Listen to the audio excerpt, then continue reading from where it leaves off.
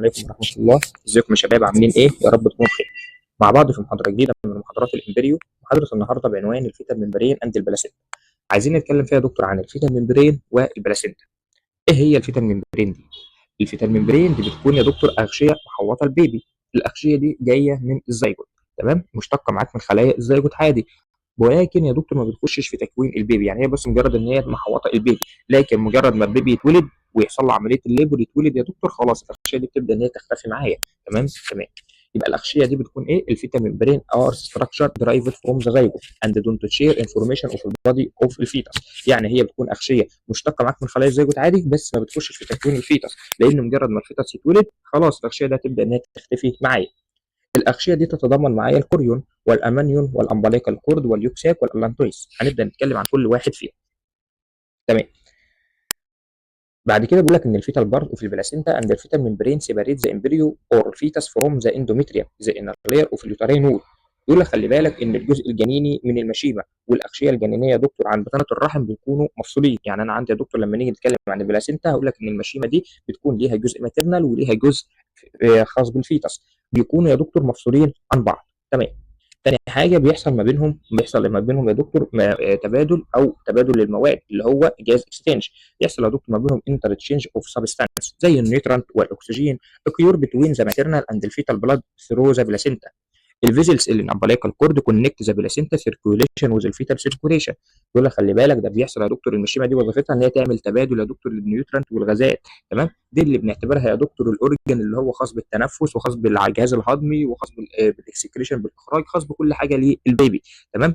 البلاسينتا دي بتكون متوصله يا دكتور مع البيبي عن طريق حاجه اسمها الامبلايكال كورد، عن طريق الحبل السري. الكلام ده هنقوله في خلال المحاضره دي، بس مقدمه هو كان بيقولها لك قبل ما نبدا المحاضره. تعالى نبدا يا دكتور مع بعض حاجه بعنوان تاني اسمه الكوريون. ماذا تعني كلمه الكوريون؟ الكوريون ده يا دكتور ده حاجه اللي هو بيكون جدار الحويصله.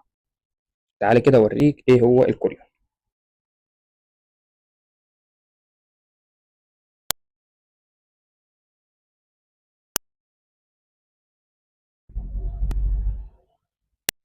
فاكر زمان لما كنا يا دكتور في الاسبوع الثاني، لما كنا بنقول ان احنا هنقسم الاثنينات، الاسبوع الثاني اسبوع الاثنينات، كان عندي 4 في 2. او الاثنين معايا ان خلايا الامبريوبلاست تتقسم معايا لخلايا اي بي بلاست وخلايا هايبوبلاست، وخلايا التروفوبلاست كانت بتتقسم معايا لخلايا سايتو تروفوبلاست وخلايا سينسيتيو تروفوبلاست. تمام. ويظهر عندي تجويفين، الاميونوتيك كافيتي واليوك ساك. تمام. اليوك ساك ده سميته ساعتها البريميتيف يوك ساك. تمام. لانه كان حجمه كبير، كان واخد حجم الايه، واخد حجم الزيجوت كله. وبعدين جه يا دكتور بعد كده ابتدت تظهر لي طبقه من الخلايا اللي اسمها السبلينيك اند السوماتيك، دي كانت رابع 2. الخليه دي يا دكتور ابتدت تحوط البيبي وعملت لك تجويف. التجويف اهو، التجويف ده يا دكتور اللي هو تجويف اسمه الكوريون عمال يكبر معايا. فالتجويف ده عمال يكبر، فخد من مساحه مين؟ خد من مساحه اليوكساك. فساعتها سمينا اليوكساك ده سكندري يوكساك، سميناه سكندري يوكساك. وساعتها عشان اسهل لك قلت لك ان السكندري بيكون سمول، السكندري يا دكتور بيكون سمول، فده بيكون سكندري يوكساك لانه بيكون حجمه صغير، على عكس البريميتيف اللي بيكون واخد الايه، حجم الزيجوت كله. حلو.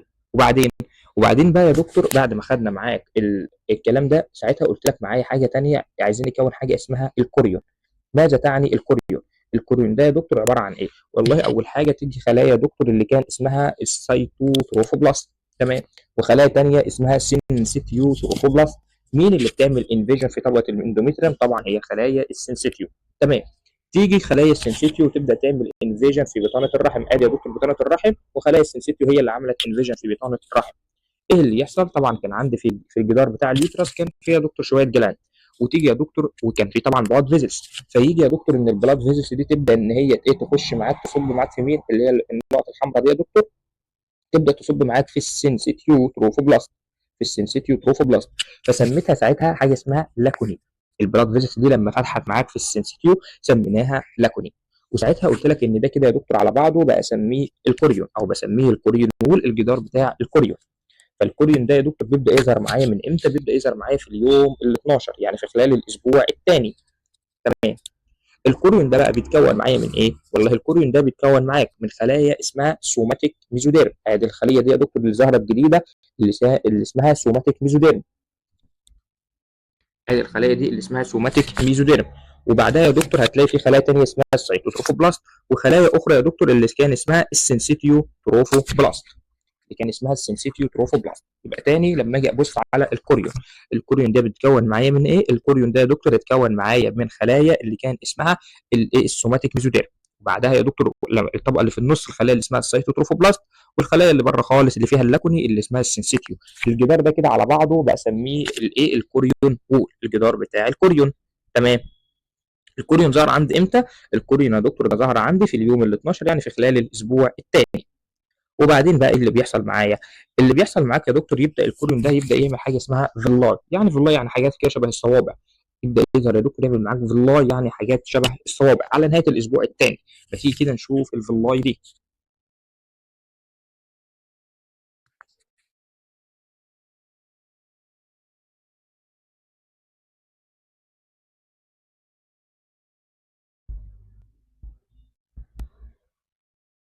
ادي يا دكتور معايا هنا اهو الكوريون اهو.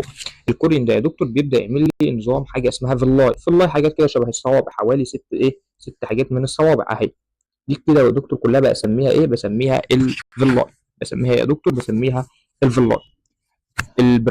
الكوريونيك فيلاي دي يا دكتور اول حاجه بتتقسم معايا لثلاث حاجات. اول حاجه البرايمري، ثم السكندري، ثم الترشري. تعالى كده اوريك صوره ليها احسن.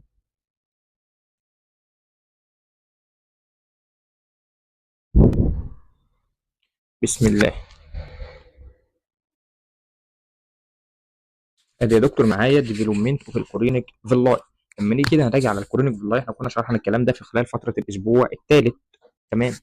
الكوريونيك فيلاي يا دكتور ادي معايا كده، لما تيجي تبص معايا ظهر معايا يا دكتور اول حاجه ظهر لي ايه؟ ظهر لي يا دكتور طبقه الخلايا اللي كان اسمها السوماتيك ميزوديرم، ظهر لي طبقه الخلايا اللي اسمها السوماتيك ميزوديرم. ثم يا دكتور بعد كده اللي حصل يا دكتور ان ابتدى يظهر لي الاول يا دكتور ظهر لي خالص، احنا في اول مرحله، اول مرحله يا دكتور ظهر لي الخلايا اللي اسمها السيتوتروفوبلاست، ثم السنسيتيو تروفوبلاست. السيتوتروفوبلاست يا دكتور وخلايا السنسيتيو، خلاص دول كده عاملين شكل الصوابع، فدول بقول عليها البرايمري كوريونيك فيلاي. برايمري لان ده اول حاجه ظهرت، وطالما في برايمري اكيد هيكون في سكندري. فتيجي يا دكتور بعد كده تتكون معاهم طبقه الخلايا اللي كان اسمها السوماتيك ميزوديرم. تيجي يا دكتور خلايا السوماتيك ميزوديرم هي دخلت اخترقت معاك، وبعد كده معايا السايت والسنسيتيو، فمجرد ان الطبقه اتضاف طبقه جديده فسميتها سكندري كوريونيك فيلاي، فسميتها السكندري كوريونيك فيلاي. يبقى تاني معايا اول حاجه يا دكتور معايا لما جيت بصيت على البرايمري كوريونيك فيلاي لقيت ان هو بيتكون من خلايا سايتو ثم سنسيتيو تروفوبلاست. بعد كده اول ما دخلت طبقه الخلايا، بص هنا كده هتلاقي طبقه الميزوديرم يا دكتور لسه ما اخترقتش، هنا يا دكتور تبدا ان هي تخترق معاك، ابتدت تخترق اهي اللي هي الطبقه الصفراء دي، مجرد ان هي اخترقت فسميتها السكندري كوريونيك فيلاي. فلما يجي يسالك السكندري كوريونيك فيلاي بيتكون معايا من ايه؟ هتقول لي ان هو بيتكون من خلايا السوماتيك ميزوديرم، ثم الطبقه اللي في النص للسايتو، ثم الطبقه اللي عملت انفيجن للاندوميتريم طبقه السنسيتيو. تمام. نيجي بعد كده يا دكتور اللي يحصل معايا ايه؟ تعالى كده نشوف. هيحصل معاك يا دكتور هتيجي تبص هتلاقي ان دخل عندك بلاد فيزلز، ادي فينا هو الازرق وادي ايه؟ وادي ارتري. فطالما اخترقت بالبلاد فيزلز فساعتها نقول عليها تيرشري كوريونيك فيلا. يبقى تاني التيرشري بتتكون معايا من خلايا عادي، من خلايا دكتور الميزوديرم السوماتيك، وبعد كده خلايا السايتو، ثم خلايا السنسيتيو، وبعدين يا دكتور مجرد ان هي اخترقت بالبلاد فيزلز فنقول عليها التيرشري كوريونيك فيلا. ده كده يا دكتور معايا بالنسبه للكوريونيك فيلا. تعال نرجع نكمل. ايه بقى هو الكوريون ده؟ الكوريون ده يا دكتور بيكون الوول اوف الكوريونيك فيزيكل which is formed at 12 days.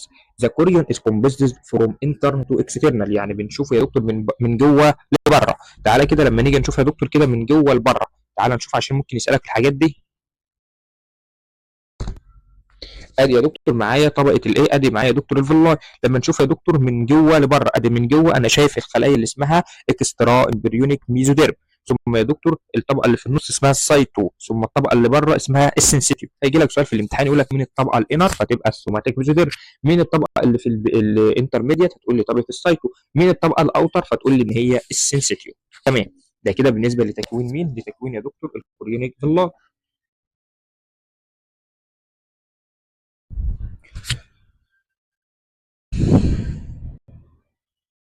فبيتكون معايا يا دكتور من الاكسترا امبريونيك ميزوديرم، ثم السيتوتروفوبلاست، ثم السنسيتيو. اهو شكل الخلايا اهو يا دكتور.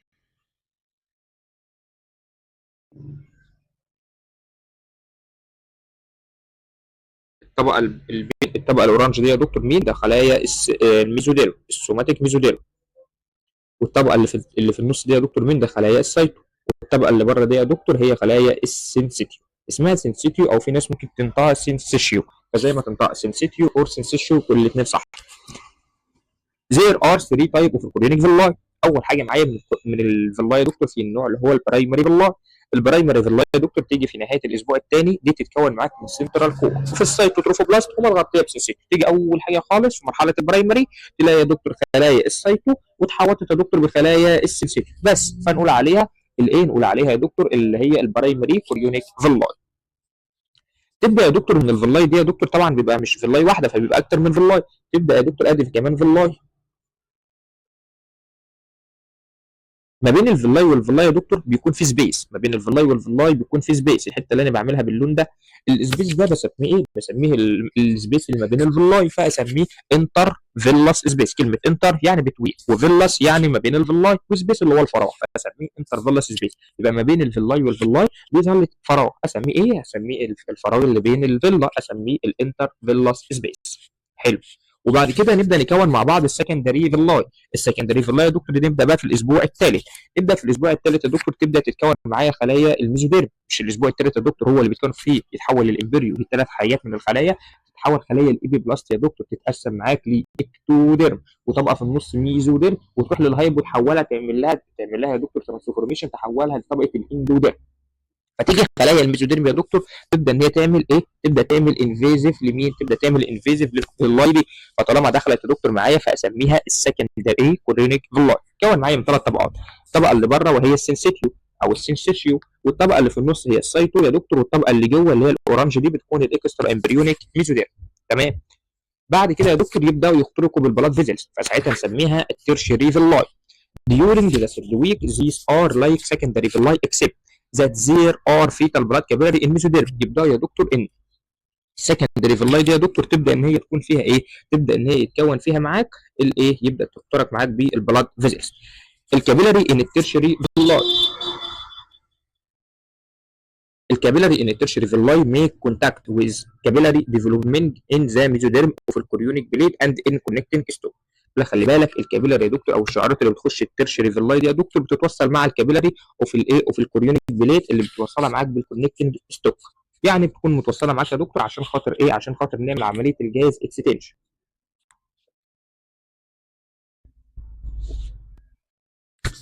تمام. بعد كده معايا السيتوتروفوبلاست.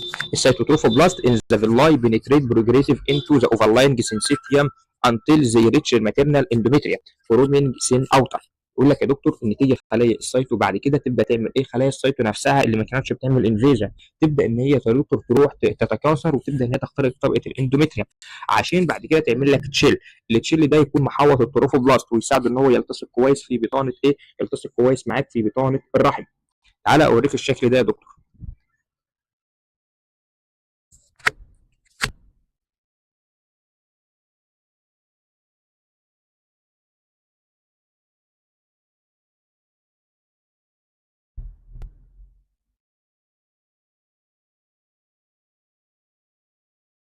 بص كده معايا هنا في الصوره دي.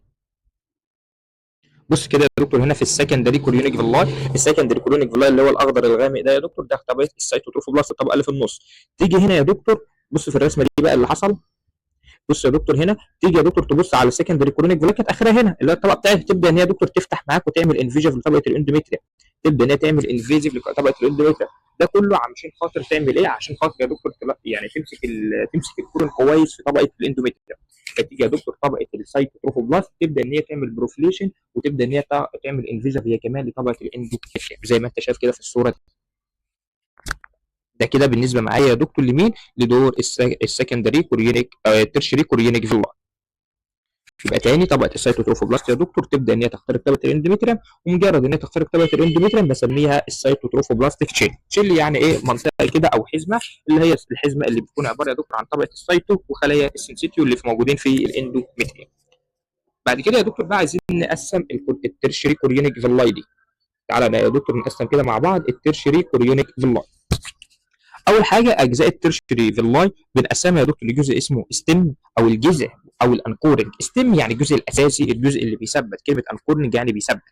والجزء الثاني اللي بيكون فري. فري يا دكتور يعني سايح، يعني ده اللي بيكون يا دكتور مش متثبت. في عندي جزء ستيم ثابت وفي جزء فري.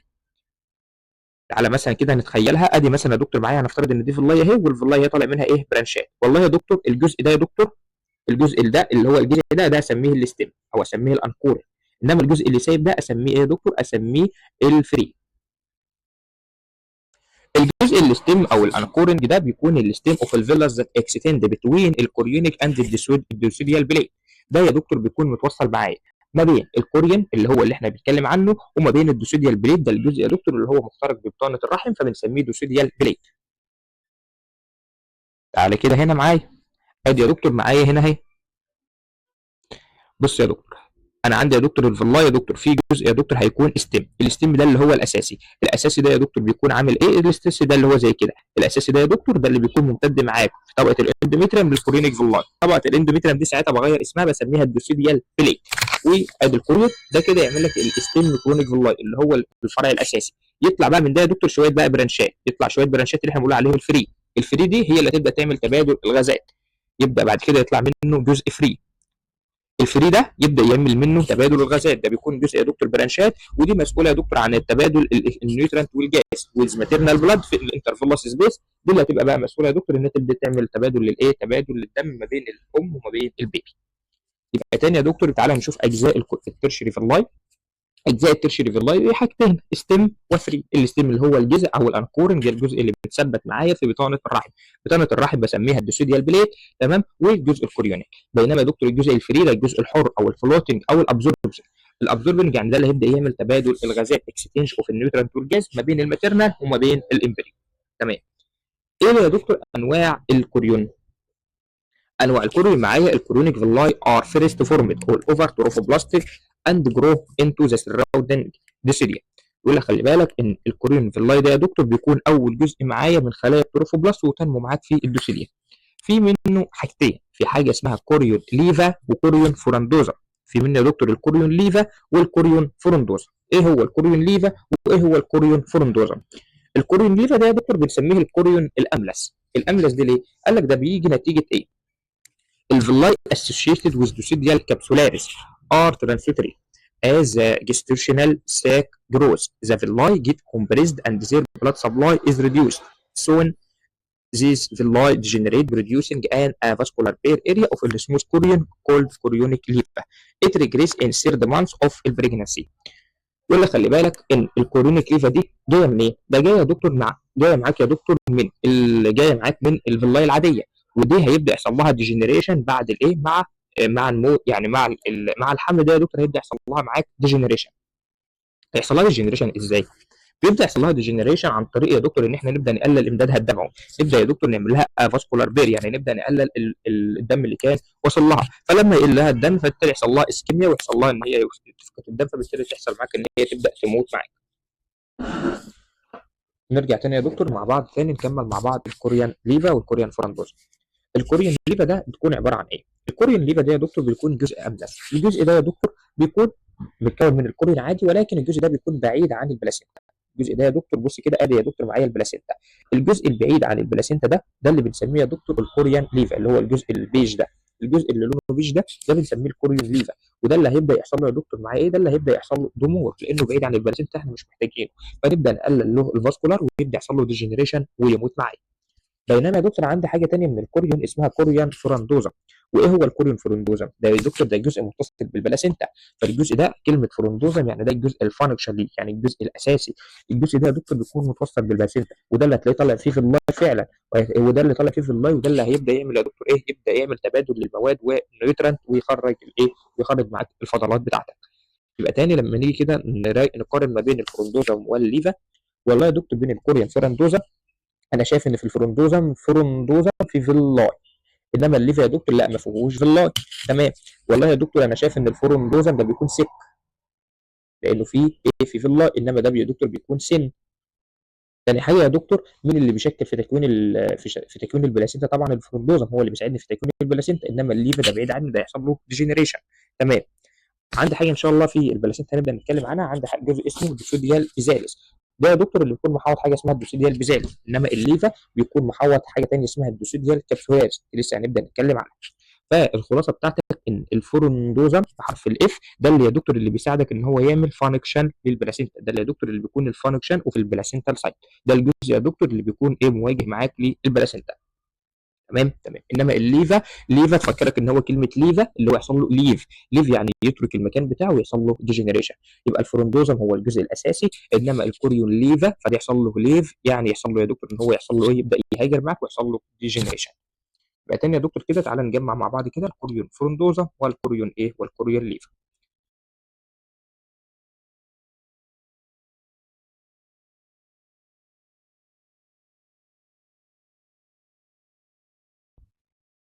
يبقى تاني الكوريون ليفا ده يا دكتور ده جزء من الفيلا يا دكتور بيكون مربوط يا دكتور بحاجه اسمها الدوسيديا الكابسولاريس.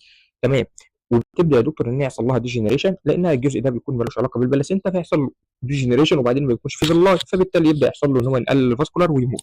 تمام. فقلنا الليفا يحصل له ليف ويموت، بينما الفورندوزم ده بيكون الجزء الفانكشن الجزء الاساسي ده اللي متصل بالبلاسينتا، ده اللي بيكون فيه الفيلاي. تمام. ده اللي هيبدا يعمل معاك تبادل الغازات، فقلنا ان الفورندوزم هو الفانكشنال هو الاساسي. تمام. ادي يا دكتور شكل معاك الكوريان فورندوزم اللي هو الجزء اللي بيكون فيه الفلاي معاك. كده خلصت معاك ايه كده، انا خلصت معاك شكل الايه، اتكلمت معاك مع بعض عن الكوريون. هنبدا بقى نتكلم في حاجه ثانيه بعنوان الديسوديا، ونشوف يا دكتور ايه هو الديسوديا اللي احنا لسه بنتكلم عنها، اللي هي الديسوديا البيزاليس وديسوديا الكابسولاريز. نبدا نشوف يا دكتور والديسوديا البرايتاليس. تعالى يا دكتور نبدا نتكلم مع بعض عن الايه، عن الديسوديا.